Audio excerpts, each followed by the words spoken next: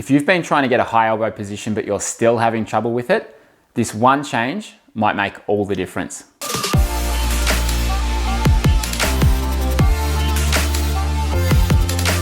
Hi, Brenton here from Effortless Swimming. In today's video, I'm going to show you the one change that can really make a difference to help you get the high elbow position. We run clinics and camps in Australia and overseas, and we work with thousands of different swimmers every year. And we do a lot of analysis. And one thing that really stands out to me when I'm looking at a swimmer who can get a high elbow catch to one that can't is the position of their shoulder. Now, at the end of this video, I'm going to show you a drill that will help you get this position and make it become more permanent and a lot more comfortable in your stroke. Now, first of all, why do you want a high elbow position? What's the point of it? Well, a high elbow position, if you look from the side and you draw a line from your shoulder to your fingertips when you finish the catch, which is right here, we want that elbow to be forwards or in front of that imaginary straight line. That's what a high elbow catch is. It's got nothing to do with elbow near the surface or anything like that. No, a high elbow catch is defined by, if we're looking at the end of the catch there, is that elbow in front of or above that imaginary straight line that you can see here. Now, the reason that we need to get to that position is because then your hand and forearm will be angling back against the water. And if you can press back against the water, that's going to help move you forwards. Swimmers that are dropping the elbow, where that elbow would be below that imaginary line, most of the time the hand forearm is going to be pressing downwards and it's not going to do much to move you forwards. So that's why we want to get a high elbow catch position. Now, it can be confusing to talk about a high elbow catch because people think it means up near the surface, but just think of it as almost like an elbow forwards position. Now, how do swimmers sometimes how do they struggle to get this? Well, when you look from the side, and I see this a lot when I'm analysing swimmers inside our membership, so people will send me videos regularly and I'll have a look at their footage and we'll go, okay, these are the things we want to work on. And one of the things that really stands out is if we look from the side, if this shoulder that is out in front, if that's sitting too far below the head or the chin and there's a big gap there, 9 times out of 10, that swimmer is really going to be dropping their elbow. Swimmers that are getting a high elbow catch, their shoulder will typically be somewhere close to the cheek or close to the side of the face. Not right up there, but up in that general direction. Kind of like a lifting or almost shrugging of the shoulder. Now, what tends to happen, and you can see this difference here, wherever you are, if you put your arm out in front, get that shoulder up near the side of your face there. That's going to make it so much easier to keep that elbow forwards.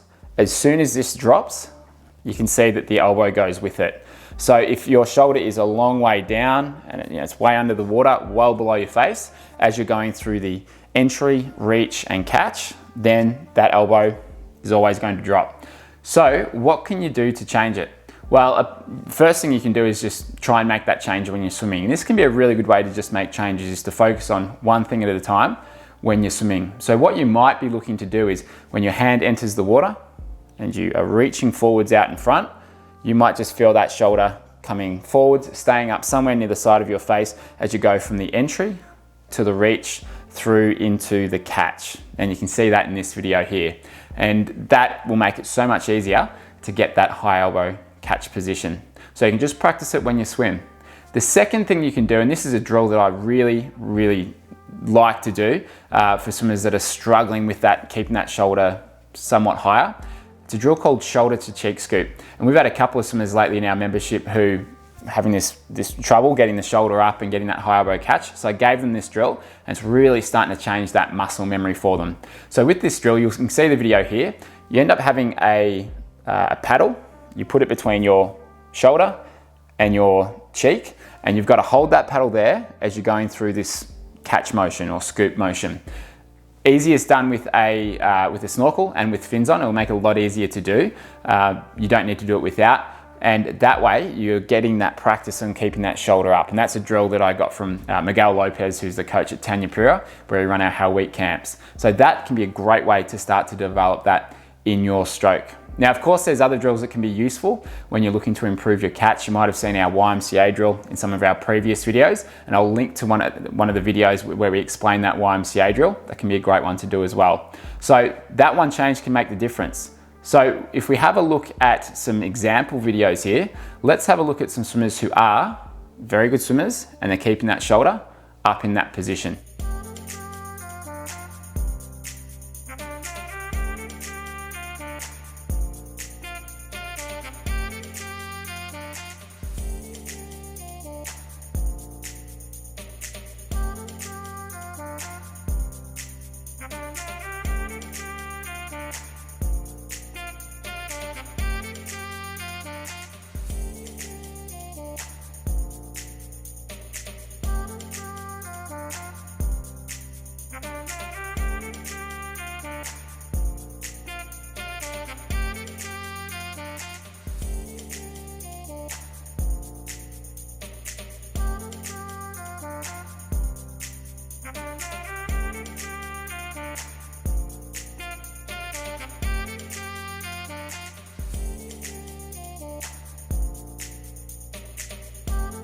So if you know that you're dropping your elbow and you feel like you're not getting much out of your catch and your pull through, then that change can really make the difference. But there's some other concepts, some other ways to think about your catch that can help you as well. So I'm going to explain what a couple of these concepts are. I was working with a swimmer this morning who was, when she was wanting to go faster, she was trying to pull harder. She was trying to pull harder, trying to pull a lot faster. And that resulted in her kind of slipping through the water and the timing of the stroke getting thrown out because it was just pulling through so quickly that the other arm hadn't had time to come over, and it really lost the coordination and the syncing of the rotation and the catch and pull. So what can you do to make sure that all of this comes together well? The concept I like is slow to fast. So your movements in swimming should be slow to fast. And the way that I like to picture it is you've got out in front, you've got the reach and the catch phase of the stroke. That's always going to be a little bit slower than the back part of the pull. You should accelerate out the back a bit, but it should be a bit slower out the front. So slow to fast. A way to picture this is imagine you've got mud out in front of you instead of water. Mud's that little bit thicker. It's going to take a little bit longer to get through as you're reaching and extending. So you don't want to rush that. You can be a little bit patient with it. Then out the back, you're going to accelerate out past the hip and then come over. So that can help you get the catch, because what we see all the time when we're running clinics is when people are trying to go faster, they tend to get the hand in and just pull straight through, but they haven't had time to rotate fully, get back onto the side and set up the catch. So in swimming, some other sports you can basically work harder, turn over faster and go quicker, but swimming's so technical, you need to be able to get that timing right in the stroke. And so slow to fast is one of the concepts that can really help you get there.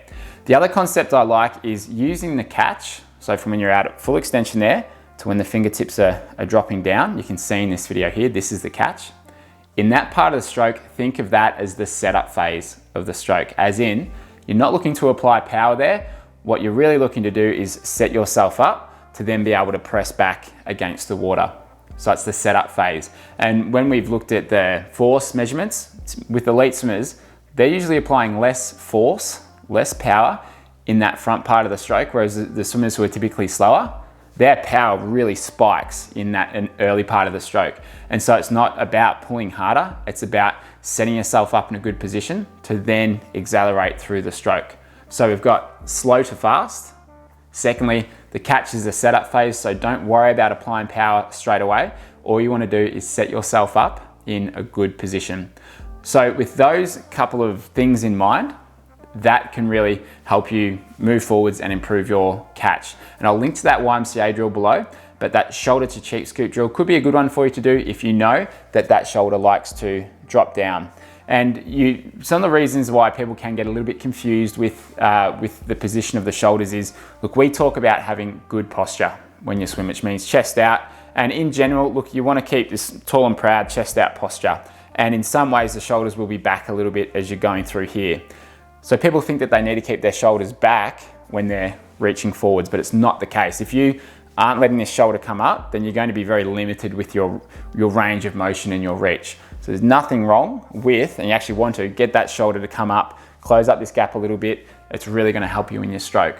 So that's why there's so much to think about, but if you know this is something for you, then this might be the thing that you want to focus on for the next couple of weeks. And you might find you get a little bit fatigued, you get a little bit tired as you're doing this, because you might be using some different muscles, and you might find that after 200-300 meters, you're starting to fatigue and it's harder to hold that position. But if you persist with that for a couple of weeks, yeah, you can really make a difference in your swimming. So thanks very much for watching. If you haven't subscribed to the channel, hit the notification bell below and subscribe. That way you get notified every time that we add a new video. And you can also make a comment below. I'd love to hear, do you think this is something that you need to work on? And is this something that you've heard before? Because there's so much to think about in swimming, but this is something that I never really heard talked about. But the more that we work with swimmers, the more I started to notice it. And I find that this can be a concept that can be very helpful. So thanks again for watching. Hit the subscribe button below and I'll see you next week.